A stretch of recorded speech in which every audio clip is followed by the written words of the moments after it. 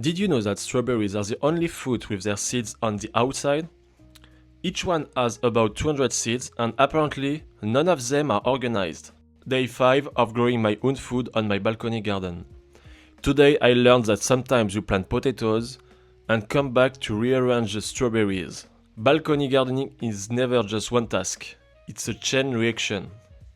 I'm not an expert, just sharing what I'm learning day by day with balcony gardening, to inspire you to grow your own food even without a garden and take back control of what you eat. So today it was time to take care of my strawberries. They were a gift from a coworker 2 years ago and they have been pretty happy in this big container.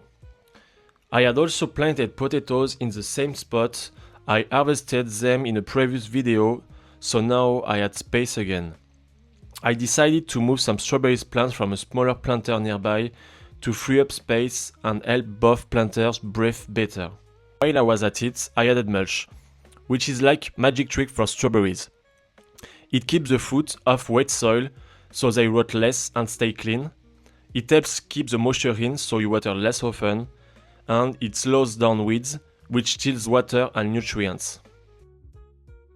You see this creeping stem? That's called a stolon, a horizontal runner from the mother plant.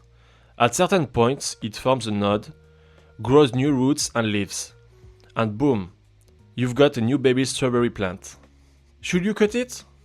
That depends. If you want to multiply your plants, leave it. If you want to focus the energy on fruit, snip it. Look how much bigger the leaves are in this big container compared to the small one. By the way, if you have tips for growing better strawberries, let me know in the comments. I'm learning as I go. Here you can even see tiny leaves popping up. I think that's a good sign, right? Strawberries are one of my favorite fruits. I'm trying to lose a bit of weight right now, and the good news is strawberries are naturally low in calories. Things I've learned to grow better strawberries. Water at the base, not on the leaves. Keep them in full sun.